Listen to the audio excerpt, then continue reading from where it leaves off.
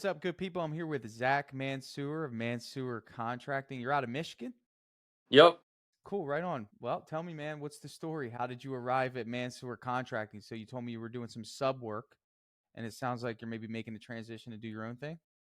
So I did student painters in 2017, Okay. and I did it for one summer, and I kept doing side jobs while I was continuing college. And then in 2020 I officially started my painting business with one other guy. So truly I've never really done sub work until like probably the last year or so. And it was really just to build more connections with another painter, because I know he had a really big company, and I talked with him a lot, and I idolized that. So I wanted to be that painter where we're doing 1 million in revenue a year. So I wanted to kind of build that relationship. So I did a couple sub jobs for him. Right on. All right. So where you at right now, man? What's the business look like? So right now we do like 250. This year we did 250 in revenue. I've had one guy that's been with me for the last 4 years. We're going on 5 years in February. Okay. Now is he like a journeyman painter? Like what does he bring to the table? No, so I actually did an estimate for his family, and I've known him. He graduated with one of my older brothers, so I've known him for a long time. And he graduated college, but he was looking for work, couldn't find anything. So I was like, yeah, you can work for me until you find something. And so far he hasn't left. So he's been What's with he us do? ever since. He paints? Oh yeah, yeah, yeah. Okay. Cool, cool. So is he like your lead painter kind of? I would say yeah, he's our lead painter right now. Got it. Okay. How many guys you got painting for you? So right now I have Kevin and one other guy. I had two other guys with me this summer, but I let Got it. one go in December. All right. So you have Kevin and one other guy. So you pretty much have a team of two. Do you do any painting? Oh yeah, yeah. No, every day. You're painting every day.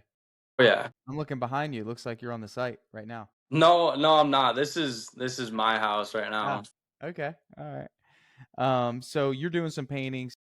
Got it. So kind of like a team of three is how you've been operating for the past 2 years. Yeah, in the summer there was four of us in total. Got it. Okay. So tell me right now, man, like when you look at the big picture of your business, like what do you think the big bottleneck is right now? Truly, I mean, I focused the first 4 years. I was like, okay, I was never a painter before. I need to establish, I need to know everything there is to know about painting. And so far, I think we have a really good structure. I just need to, one, find a way, if I do want to bring on another crew or more guys, I need to have consistent leads coming.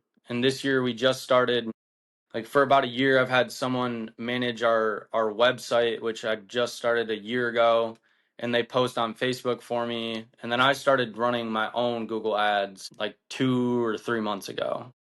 Okay. So I need So like the consistent leads, I guess. yeah, do you feel like you're getting consistent leads right now? We're consistent leads for the crew I have now. But Right. Which you don't need. You this don't. exactly. Yeah. But for me to grow, everyone's like, you need guys. But no, I need work to be able to keep multiple people busy. Right. Yeah. Right. So there's a lot there, man. I think the first thing is like from my perspective, it's like there's never going to be like it's like the cart before the horse thing. Like, dude, you need the leads, but you need the guys, you need the guys, you need the leads. Hmm. What would you say is harder to get, the guys or the leads? Probably the guys. Why do you say that? Like I did a post on Indeed, and I mean I paid for it. I threw a couple $100 at it, and I had like 200 people message me. I probably spoke with like 50 of them. We burned through like five guys in 2 months. And one is the experience. I wasn't really looking for someone who has, 20 years of experience. I was more looking for the younger guys where I can kind of coach them up. Now I'm kind of thinking maybe I need some more guys with experience where I don't have to be on the job 24/7 coaching them, watching everything they do. But I don't know, I guess with the leads, I'm not getting a ton of traffic on my website, which is a little frustrating. And why do you But think that is? so I talk with the company that manages my website and social media. They said you just need more reviews for Google to recognize you. I mean, I get that, but I guess maybe I just need to spend more money on Google Ads. I'm not too Here's a sure. mindset shift for you, and I just want you to help because you are a CEO, right? Like, and I think it's important for you to start operating like one in Yeah. the context that I operate as a CEO, and hopefully I can share some of what I do for you. You can adopt some of this mindset. First thing is like as a CEO, I don't rely on anyone's opinion to be my truth. You know what I'm saying? So in other words, like I always operate with like, okay, you're telling me that, but why are you telling me that? Because I'm paying you and Hmm. you're telling me that so I keep paying you, but what you're saying to me doesn't feel right, right? So I'm going to question that and I'm going to make my own decision now because you're not doing what you were paid to do, which is generate me leads. But this is also your fault, Zach, because you have to understand that in the same way that if you go to a high school, they're not teaching you about AI. That's the context of some businesses when they sell their services. In other words, it's too hard for them to make the adjustments in the same proportion as the way the world is making its adjustments in the way that when it takes 10 years to build a good SEO company, right? Okay, and then building out their whole company, it's very hard for a company to adjust to the way the market changes unless they have a lot of resources. So unless you're paying an SEO website company who knows exactly what they're doing and they're on top of the cutting edge way that people buy painting jobs, and I'm going to ask you, how much are you paying them per month? So I was paying them like $300 a Yeah, month, and it's not they enough. post, yeah. It's so in other words, like this is a company that pretty much is making $300 a month to do absolutely nothing. So this is from my perspective, is like, dude, fire them, okay, and understand first of all, fire them because they're not doing a good job. Number two, fire them because they're not coaching you properly. And number three, dude, like your website doesn't matter anymore. Just so you know, like the website is ultimately think of a website like I don't know. Think of a website as like a showroom for a flooring company, right? In other Yeah. words, generally speaking, like people only visit the showroom after they've made a decision. You know what I'm saying? But how do you get them to the point of making a decision? A long time ago, the website was something that people would go to make their decision. Now there's something before that, and those are advertisements, right? So you have most people who meet our painting company, who do business with our painting company, they see our advertisement first, and that advertisement is not on our website. But they'll see the advertisement. The advertisement builds trust. Then they'll go on Google. Then they'll Google us. Then they'll visit the website. Does that make sense? Website's not going to drive business. Website's going to be something that adds trust, right? So in other words, if you have three painting companies and you're the only company that doesn't have a website, well, I mean, ultimately that might be a disadvantage. So getting a website is good, but Hmm. expecting the website to be what drives business is wrong. That's why I say it's similar to like a flooring showroom because the flooring showroom, generally speaking, isn't what sold the flooring. The flooring company sold the flooring through other channels and then sent people to the flooring store to go further increase their chances of fulfilling a sale. Does that make Yeah. sense? Yeah, definitely. So do you do when you're speaking of advertisements, I mean, we do Facebook, and I just started Google Ads. I mean, is Okay, that so what let's you're talk about referring that. I'm to? gonna and if I interrupt you, it's because if we go too far, you're gonna miss very important details because this is very general in nature, but when you start breaking it down, this is why companies succeed or fail. So when you say we do Facebook, who's we? I always say we when I I'm, just want to know, is that you? yeah. You're doing the Facebook? You're putting out the content? I used to, but no, I stopped that when I hired them. When Okay, I hired their so marketing what are company. they doing on Facebook for you? So they post, like, I send them pictures. They have a gallery of all my Okay. photos And they for, post them on your Facebook profile, right? Like for your company? correct, yeah. Okay. How many likes are you getting on those photos? Not a lot. Okay. So again, archaic practice is being sold to you and you're being told that this is what you need to succeed. Isn't that similar to how school works? Right. Right? Okay, so Yeah. you're in the game of business, and the game of business rewards innovation, and it constantly changes on every day, especially now with AI and the way things are changing. Everything here that I'm telling you is the mistake a lot of business owners make. I'm so glad you came on this because this helps at least me get the message out that, dude, like, You need a marketing agency that specifically does Facebook ads for painting contractors. Posting on your Facebook does nothing. Again, it's the same principle as I mentioned about the website, right? Like if people hear about you, they might look you up on Facebook. But dude, do you look companies up on Facebook? No. Right? So think about what your buyers are going through, right? When they make a buying decision. So generally speaking, do you like to go out to eat? Yeah. Yeah, who doesn't, right? So if you and significant other or a friend are thinking, man, like what do we want to eat? What's the first place you go to? Typically, yeah, either Google or Maps or whatever. Yeah, Google, or you go to Google Maps. Like it's not, Yeah. it's one of the two, right? Google owns that thought, at least for now. So at the end of the day, what's really cool is that you can think about how customers think and then position your business to be in alignment with what your customers are doing, right? So if what do you think people who want a painting job are doing? They're going right on Google and they're saying painter near me. Hmm. The goal would be for you to figure out how to get into that, what we call map pack, which, yes, whoever told you you need more reviews is correct, but it's more than just getting reviews. SEO optimization is an ongoing service that costs, like, the people who actually know what they're doing charge thousands of dollars a month to do this, just so you know, like Okay. between $1,000 to $2,000 to $3,000 a month, right, to get you at the top. And this requires a lot of work, not just a couple $100. Okay. Okay. Do I think you need to do this right now? No. What I think you need to do is run Google Ads. Now, you said, is this something that you're trying to do yourself? Yeah, and I mean, I've had a couple meetings with like the people who run Google Ads too, so they help me set it up. I think I just need to spend a little bit more money on it, Well, Zach, to be honest with you, man, from a CEO standpoint, you have to decide what your strengths and weaknesses are. not marketing. You got to be real with yourself, man, because Yeah. it's costing you. First of all, it has a double negative. It's costing you time and it's costing you what I call opportunity cost, which is money, right? The money you could be making if you would have just paid someone to do it, you could be generating revenue right now. But Yeah. instead, like the thought is, how much can I save? And if that's the mindset, unfortunately, that's just going to create a, it's going to create scarcity. Everything reproduces out of its own kind. So when you think about paying for a marketing agency, you say, I don't know if I want to do that. I'm going to do it myself. Well, you're going to find yourself in a position where no leads are coming in. And you Hmm. have to believe that you're going to get the revenue. So you need the right connections. I think that's what's most important here. That's why you're in a day and age where you could talk to guys like me, some of the other Yep. guys that are succeeding in this industry, and we need to connect you with people that we know are doing a great job, that we know deliver results, because it's proven they only work with painting contractors. Make Hmm. sense? Yeah, So that's what I'm looking for yeah, sure. so I have kind of like a little Rolodex I'll give you, of people that you can contact and meet with.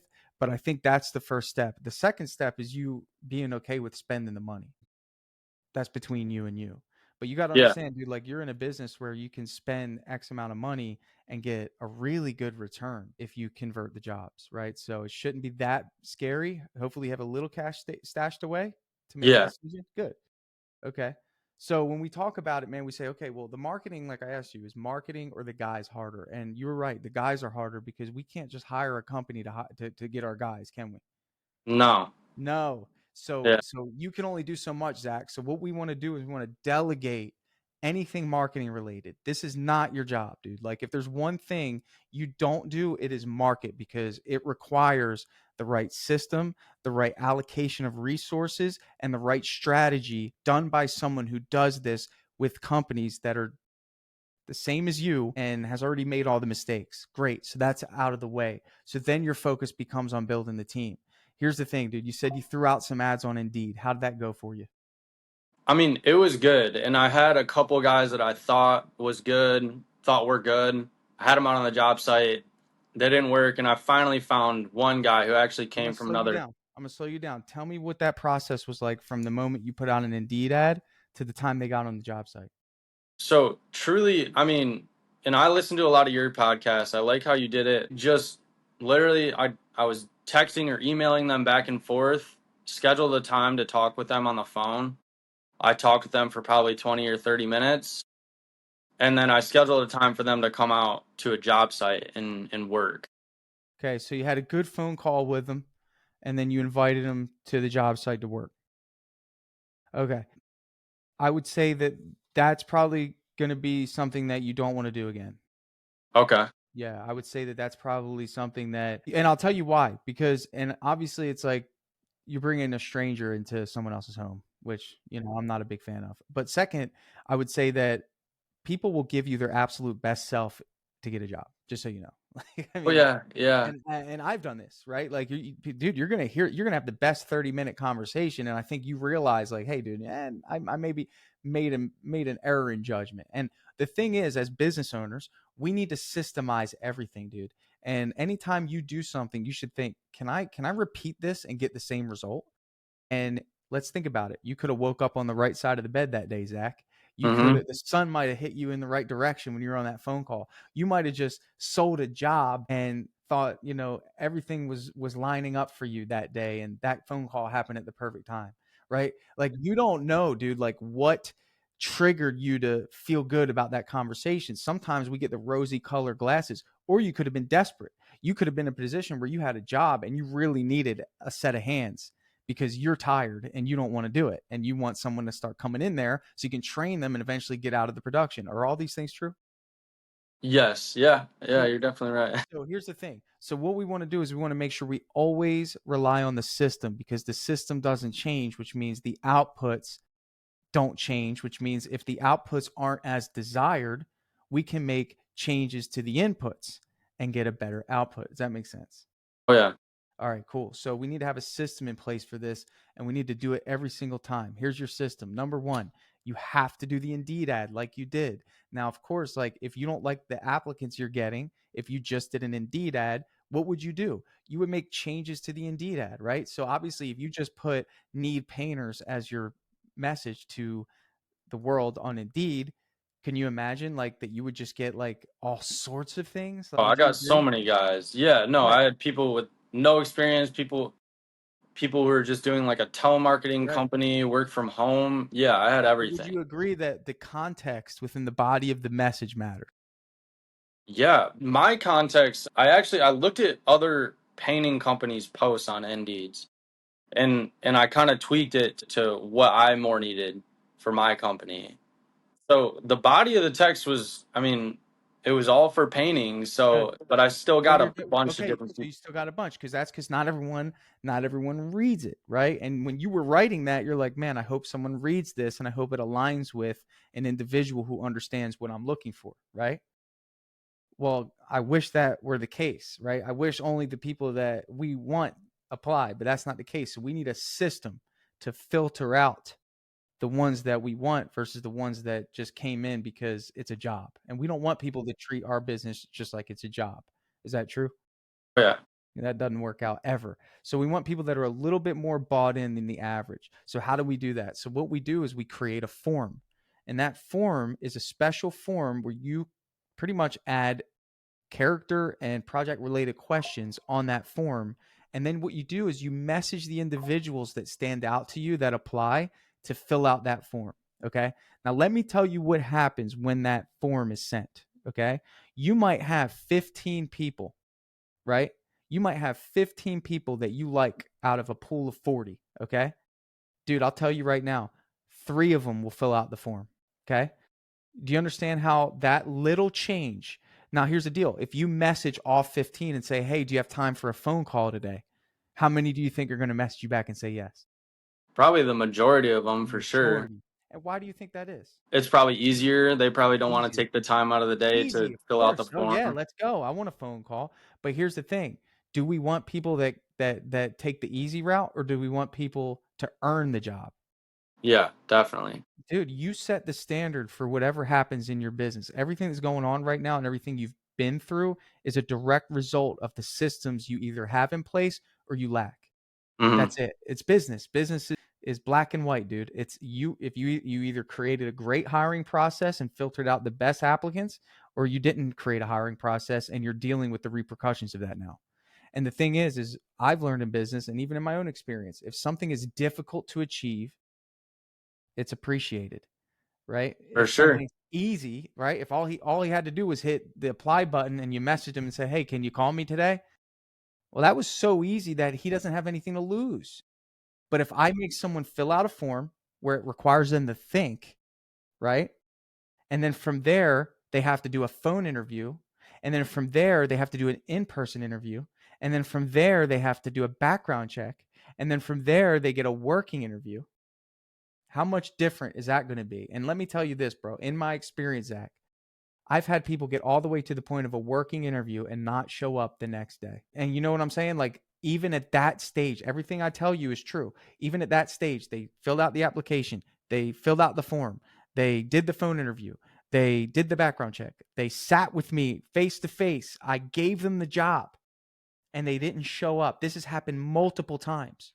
Oh yeah, I believe it. Yeah, Right? they don't want to put in the effort for it, Maybe they got or they scared, think it's too right? strict. Yeah. They think it's too strict. They second guess it, and that's totally fine. But guess what? Like that that means that the hiring process worked, because the Hmm. hiring process isn't about recruitment. The hiring process is about filtering out. Does that make sense? Definitely. Oh Right? yeah, and So, I think that's really nice because I get worried about the guys that we bring on because I mean we work in really nice homes, like 3,000 square foot homes, $1 million homes sometimes.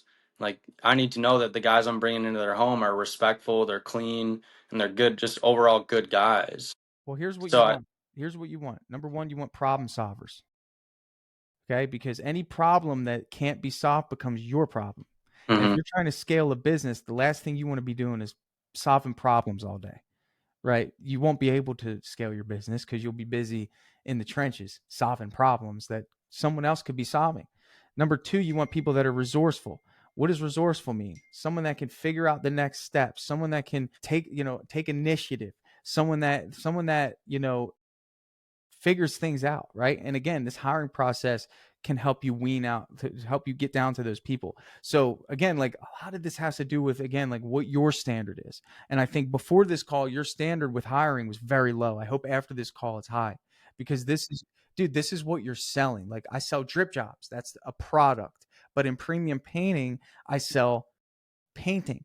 But do I really sell painting? No, I sell the people that do the painting for us, and they're amazing people, and they care, and they show up on time, and they're not sketchy, and they're not of low character and standard. Why? Because it was really hard for them to get this job. They're like hmm part of an elite crew. Does that make sense?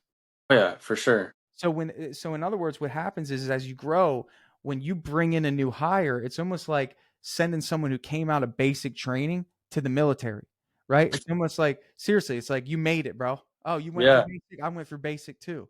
We're brothers now. That makes sense. Oh yeah, no, that's funny.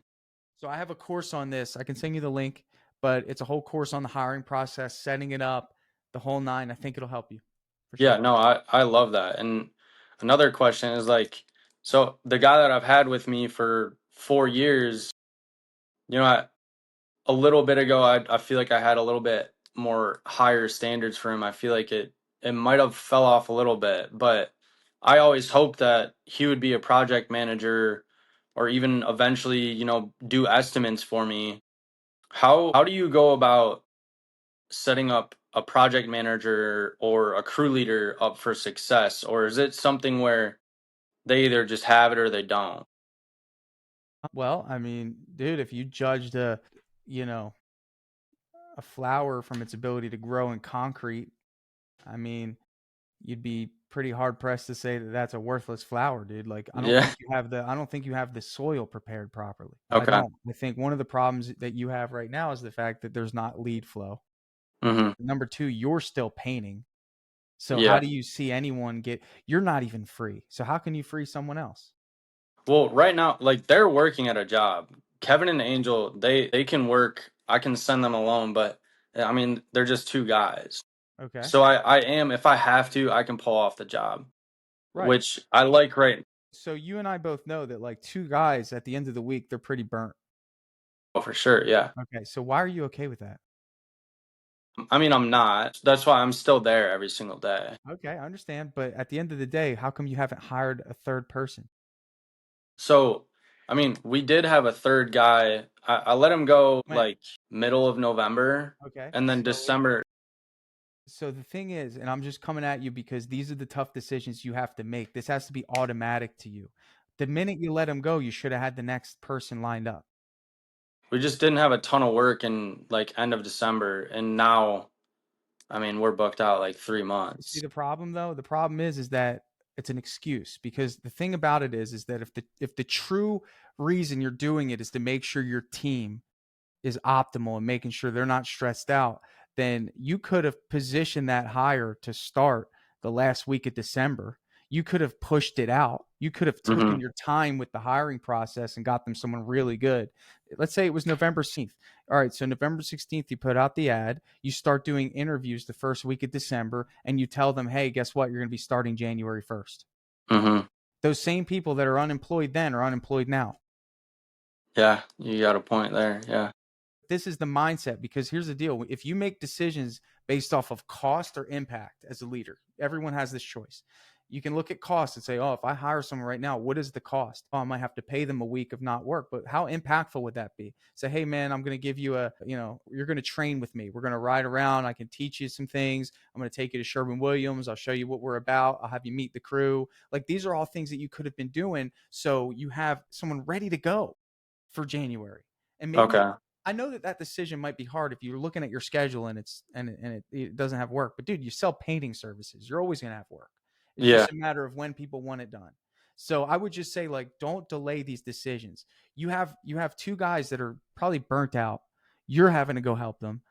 There's no leadership happening because you have a partnership on the job site. So that third person could really at least help you see who is a true leader or not, because they're going to be in charge of managing two people. Now, the quality of the individual matters, dude. You know this. So this Oh would be a yeah. great opportunity for you to put in that new hiring process and get them someone good, because you can't build a business unless you have core players on the team, like people that Mhm. really truly impact. So I hope that clears some things up. But this has everything to do with you, man. Like, you Oh can't yeah. delay this. If you're noticing that your guys are burnt out and they're tired, it's like, dude, spend the money, get that next guy in there, make less money on your job, but then you have more time to sell and you have more time to network, right? So it's a Yep. it's a give and take. Okay. Yeah, I was I'm gonna do that this weekend and Good, start good doing the call. hiring process for sure. Good call. Any other questions, man, before we go? Yeah, I mean, so I guess I've definitely heard a couple of your podcasts on this, but it's always so whenever I go to an estimate, I show up in my polo, I look professional, and a lot of the painters around here, I mean, they may not or they might, but I always get the comment like, "Yeah, you're very professional. Your quote looks very." Because I send all my quotes through QuickBooks, which I'm now hoping to change to DripJobs. I really like that whole setup, and I itemize everything that they want to do. So if they don't want to, they decide not to go with the trim or whatever, they don't have to. It's always a price thing, and I know the competition around here. I know what they let's charge. let's dialogue this real quick, right? So there's a couple things I want to do, but first thing I want you to do is tell me what your process is. If I We're gonna dialogue. I'm a customer. You knock on my door. I put in an estimate request for you for interior painting. So go ahead, knock on my door. Tell me what you do. Hey, how you doing? Like Zach Mansour Contracting. How are you? Good. How are you? I'm doing good. I heard you were looking to get some cabinets done. Yeah. Awesome. Are you familiar with the process? Have you ever hired a painting company to do your cabinets before? No. Okay.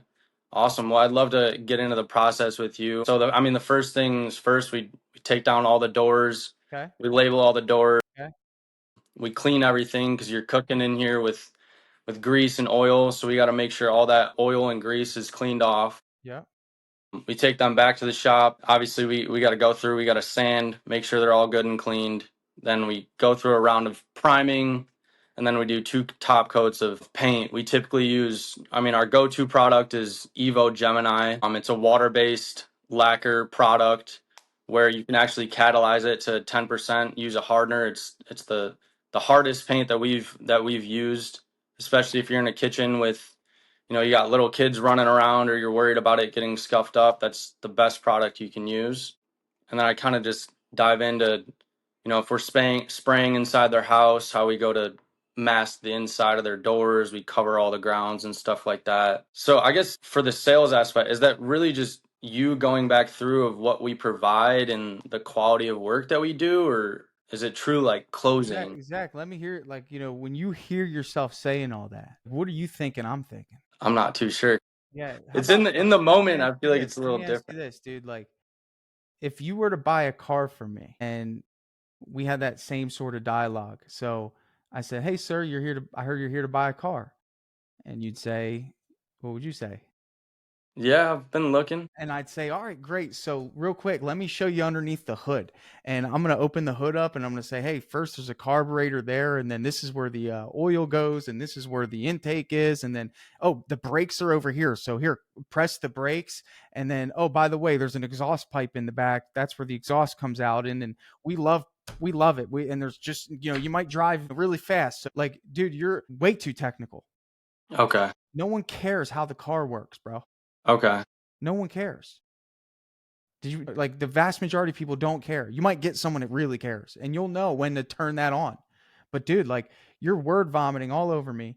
I don't Yeah. care what you're talking about. What I care about is what I care about, not what you care about. Does that make sense? Yeah. Okay. Okay. So the approach needs to be, and I want you to remember this. First of all, you didn't ask me why I wanted this done. Isn't that important? Do you Yeah, care? Do you definitely. care? Yeah, no, I Okay, definitely if you do. don't care, it's cool. But I'm just saying, like, if you want to win in business and you're serving people, you should probably really truly care what the reason is that I Hmm. called you. And I usually like this phrase, what's the story? Because it lets them open up about it, right? And the thing is like you're telling me things I might not care about. Yeah. So you're selling yourself away from the sale. And if you're doing this dialogue, which I think you are because it was so automatic for you when you told me, this is your problem. And I'll tell you that because from experience, again, like the best thing you could do is just ask why they want it done. And then you position your offer in a way that matches what their expectations are. So let's try that again. Tell Okay. me instead of no, it's better to do it with me than Yeah. lose money. I'm not you didn't pay me for this. So Yeah. so so knock on my door. Hey, how you doing? I'm doing good. How are you? Good, thank you. Awesome. Yeah, it's nice to meet you. So, what brings me out here today? What were you Yeah, looking to get done? yeah, I'd like to get my cabinets done. Awesome. So what's the reason for the cabinet quote? Oh, they just need to be painted. Oh yeah. Have they been painted before? Is there a You lot of damage? you got to be enthusiastic about it. Say, what's the story? Why the change? Yeah. See how that evokes an emotional response? So if you Hmm. just say, what's the reason? Well, they're brown. Oh, you want the underlying reason. Oh, okay. Well, my wife is on Pinterest every day and she keeps saying how much she wants the kitchen to look more modern. Okay. Continue. That's I gave you my answer. I'm sorry. That's all I right. mean, yeah, no, painting your cabinets is one of the best way to Okay. modernize your homes. Wrong. Have you chosen a color yet? You see how it becomes more of an emotional discussion. Color evokes emotion. Yes. If they do a black kitchen, would that be different than a white kitchen? Oh yeah, for sure. Different mood, right? Have you chosen a color yet? Yeah, we want to go with a white. Have you chosen a shade of white? You see how the conversation just takes a whole different turn. It's no longer about you running around the kitchen breaking things, telling me how Yeah. to, you know what I'm saying? Like Tasmanian devil in there, just running around. We do this and then there's grease and none of that. Hmm. This is about a white glove experience. And the Okay. mindset needs to be, well, okay, so there's an underlying motivation here. They don't care about the molecular friggin' product. No one knows a cabinet product. They just want it to work, right? They just want it to work, right? You don't ask what freaking brand of battery is in your car, dude. You just need to make sure that thing works. Okay. So remember that. So the thing is, you asked me the emotional question of like, well, what's the story? And you got to, dude, if your customers are more excited than you about the project, you lose. How Yeah. about that? You like that one? Oh So yeah. the thing is that when you get into that house, bro, you need to be like, hey, what's the story? Like, why are we here? Like, how did we arrive at this moment? Hmm. And they'll tell you, I was on Pinterest. I want to look more modern. So we get into that question. Hey, did you choose a color yet? Oh, okay. What shade of white? Okay, cool. So just so you know, we do work with a decorator, right? This is your job. Now you get the decorator involved. Not only can she help you pick the color of your cabinet, she can also help you choose the style of countertop if you decide you want to change your countertops. Now, do you have a countertop contractor? No, I don't. Why not? Because we do painting. Well, don't people who want their cabinets painted typically like to get their countertops done? They do. Why Yeah. aren't you that resource? Okay. You don't need to contract it. You just need to have someone that you can have do it Mm-hmm. for them, someone that you trust. So you should be going into the countertop fabrication shops and asking questions and saying, "Hey, what do you guys charge per square foot?" Then you can knock out the measurement there and say, "Not only can we do your cabinets for you, you're probably planning on changing the countertops. So why don't we knock that out for you as well? I have a great resource." Next thing you know, that company is going to give you a little kickback for each referral. Okay.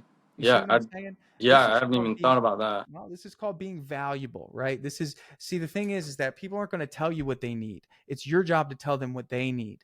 And ultimately what happens is everyone's playing the game of like how tightly can I hold my money until they're opened up a little bit. Like, "Oh, okay, so he knows what he's talking about. He's going to help me with colors. He's going to give me that cabinet or that countertop guy. He's going to set me up with a color consultation." Like so there's more value than just I'm going to paint your cabinets, right? Yeah. Next question is why aren't you walking into the house with a sample door? Um, I guess I could, but See, the thing I is the shoulds need to become must, Zach. And I want to help you here, man, because here's the deal. You have to understand what is the biggest fear of people that get their cabinets painted. that it's not durable. Yeah. So I show him like a gallery of cabinets that we've done, but yeah, I that should. doesn't mean anything. What I need you to do is I need you to go get a sample door. Half of it needs to be oak. The other half needs to be white. You get the cabinet door and you bring a screwdriver and you hand it to somebody in person. You say, "Scratch it." Problem solved. Yeah. To the Okay. degree of which you can display your values, the degree of which you're going to get paid in this world, bro. No, that's a really good idea. Okay. So these are ideas that I think you should implement. I hope you do. Come back on here if you feel as though this was of value to you at the next stage of your growth, and I'll hammer through the next set of problems that you're bound to deal with. But those will be better problems. Those will be problems with more money. Oh yeah. Yeah, definitely. No, I Cool. appreciate it. Was this helpful? It was, yeah. Cool, Yeah, man. it was. Cool. I know I got a lot to You go do. through for You sure. do. I'll connect you with some resources, man. Thank you. I All right, brother. appreciate it. Make sure